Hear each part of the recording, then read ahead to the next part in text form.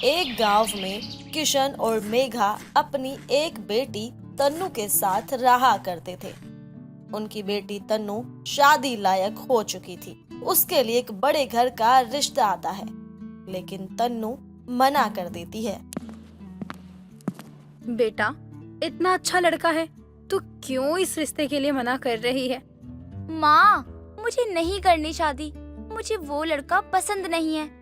क्या कमी है उसमें? बस लड़का जरा सा सांवला ही तो है, लेकिन बहुत पैसे वाला है बेटा। तूने उससे शादी कर ली तो बहुत खुश रहेगी उसके साथ। माँ देखो, मैं किसी और से प्यार करती हूँ। मैं ये शादी नहीं कर सकती। आपने जबरदस्ती की तो मैं भाग जाऊंगी यहाँ से। मेघा को तन्नू की बातें सुनकर तेज गुस्सा आता है। तभी मेघा तन्नू को एक जोरदार थप्पड़ मारकर कहती है, मुझे तुझसे ये उम्मीद नहीं थी तन्नू। अब तू भी मेरी बात कान खोल कर सुन ले। तेरी शादी वहीं होगी जहां मैं चाहूंगी। अगर तेरे पिताजी को ये बात पता चल गई कि तू किसी और से प्यार मोहब्बत में फंसी हुई है, तो तेरे पिताजी तुझे काट कर रख देंगे, समझी तू?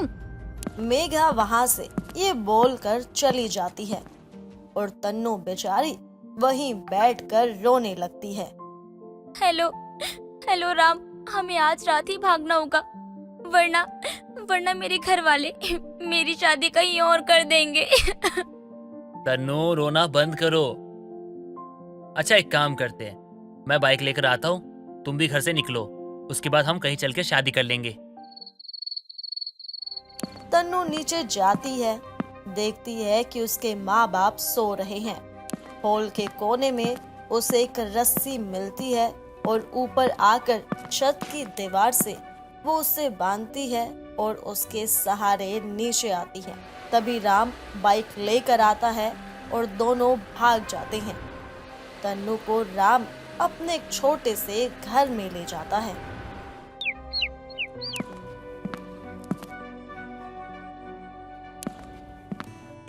भगवान, क्या कर दिया इसने?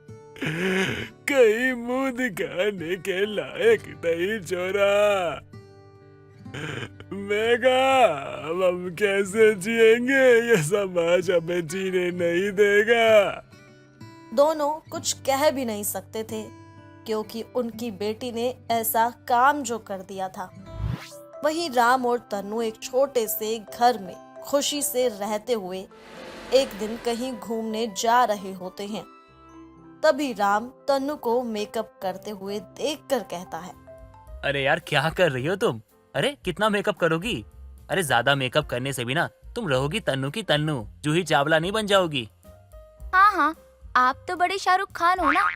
शाहरुख का तो पता नहीं, लेकिन मैं भी किसी से कम नहीं हूँ, तभी तो तुम अपना सब कुछ छोड़कर मेरे पास आ गई।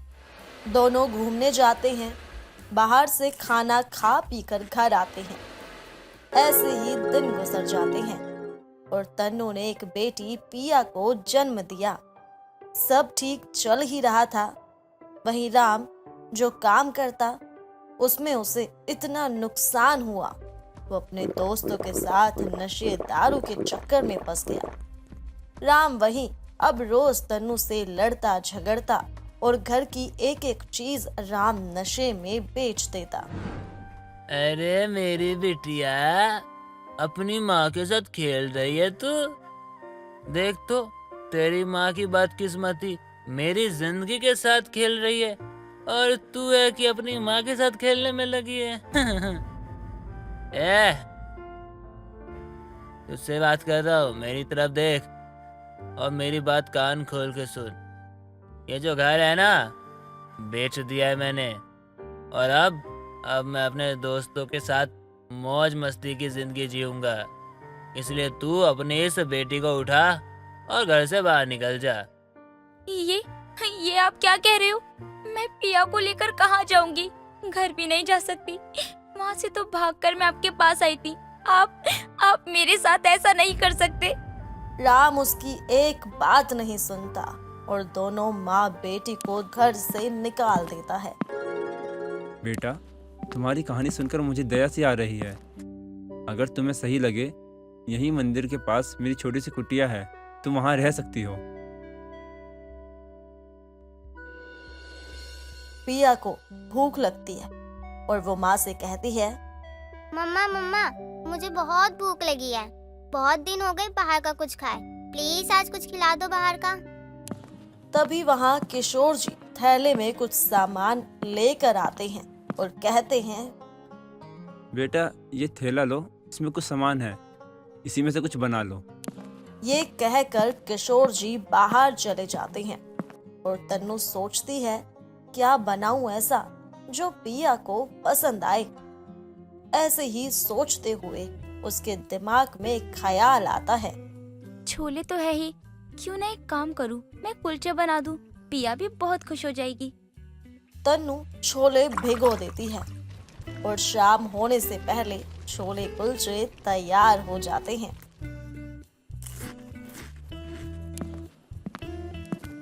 ये लो बाबा, मैं आपके लिए खाना लेकर आई हूँ। किशोर जी तन्नू के हाथ से थाली लेते हैं और खाना शुरू करते हैं। मजा आ गया। आटे के इतने स्वादिष्ट कुलचे मैंने पहली बार खाए हैं। तेरे हाथ में तो स्वयं देवी अन्नपूर्णा विराजमान है बेटी।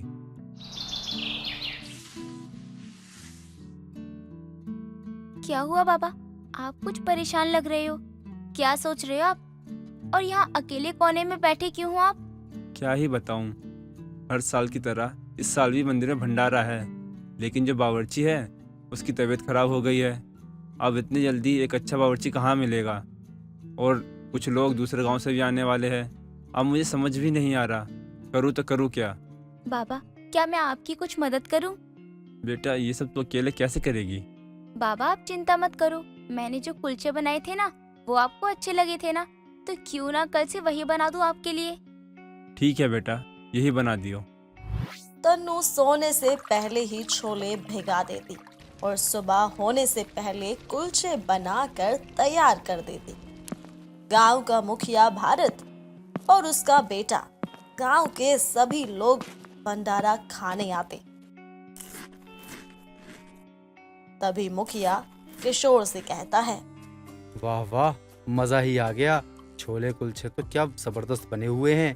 आखिर कौन से बावर्ची ने बनाए हैं ये इतने लजीज छोले कुलचे?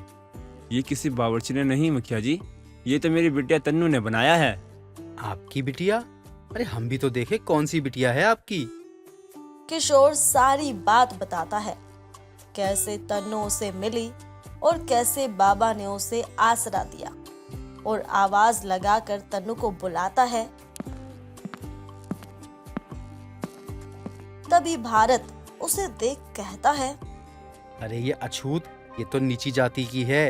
इसके हाथों का खाना खाकर आपने हमारा धर्म भ्रष्ट करवा दिया है। इसे अभी इसी वक्त यहाँ से जाना होगा।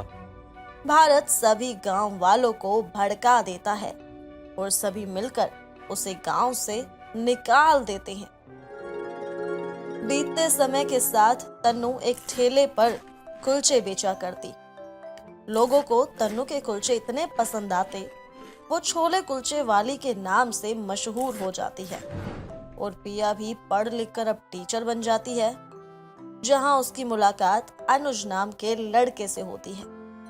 वहीं दोनों में प्यार हो जाता है। अब हमें शादी कर लेनी चाहिए, तुम्हारा क्या ख्याल है? अरे मम्मी मेरे लिए मानेगी कि नहीं?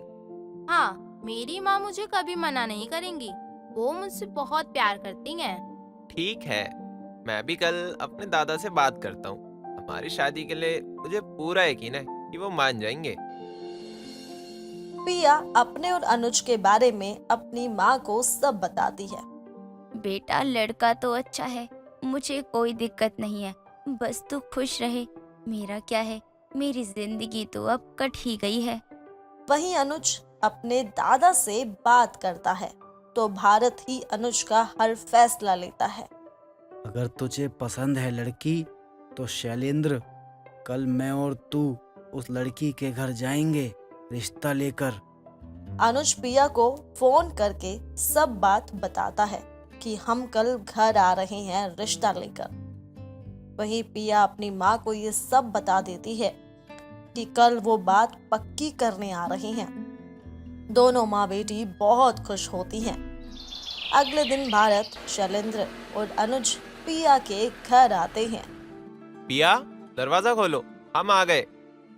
दरवाजा खोलकर पिया दोनों को अंदर ले आती है और शैलेंद्र भारत के पैर छूती है। उसकी माँ तन्नू जैसे ही आती है, भारत उसे देख कहता है, ये इसकी माँ है। हाँ दादाजी, क्यों, क्या हुआ? मैं इस नीची जाति के साथ तेरा रिश्ता नहीं कर सकता।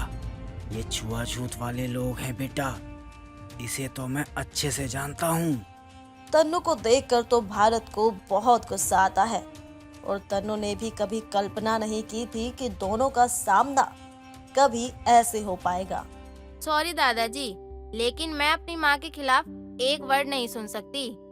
ये सब होता देख तन्नू डर जाती है, कहीं मेरी बेटी का रिश्ता होने से पहले ही खत्म ना हो जाए। और तन्नू बहुत गिड़गिड़ाकर पैरों में गिर जाती है, लेकिन भारत नहीं मानता। वहीं शैलेंद्र ये सब खड़ा देखता है, क्योंकि भारत के सामने वो करता भी क्या, उसे पता था एक बात उसकी अब यहाँ नहीं चलने वाली। पापा, दादाजी, चाहे कुछ हो जाए, मैं पिया से ही शादी करूंगा। गुस्से में आकर अनुज वहां से निकल जाता है और रास्ते में उसका एक्सीडेंट हो जाता है। तभी अनुज के फोन से कोई भारत को कॉल करता है। अनुज नाम के लड़के का एक्सीडेंट हो गया है, इस वक्त वो हॉस्पिटल में है। देखा, मनहूस कही कि तुम दोनों की वजह से मेरे बेटे का एक्सीडेंट हो गया। ये सब सुनकर भारत और शैलेंद्र हॉस्पिटल जाते हैं। पीछे से दोनों माँ बेटी भी आ जाती हैं। आपके बेटे की जान खतरे में है, उसे खून चढ़ाना पड़ेगा, लेकिन अभी हमारे पास ब्लड नहीं है। भारत हर जगह फोन करता, लेकिन कहीं से ब्लड का प्रबंध नहीं हो पाता। तभी पिया डॉक्टर से कहती है, मैं अपना खून देने को तैयार हूँ डॉक्टर, बस आप मेरे अनुज को बचा लेना। पिया की माँ भी उसकी बात से सहमत थी और डॉक्टर पिया का खून अनुज को चढ़ाते हैं। कुछ ही टाइम में अनुज को होश आता है। अपने बेटे को ठीक देखकर शैलेंद्र और भारत की आंखें नम हो जाती हैं और वो अपने मन को दोनों की तरफ से साफ कर लेते हैं और शुक्र अदा करते हुए पिया को गले लगाते हैं। जिस गांव से तन्नू को निकाला था, उसी गांव में सबके सामने भारत माफी मांगता है। वहीं शैलेंद्र भी तन्नू के सामने हाथ जोड़ता है और दोनों की मंदिर में शादी हो जाती है।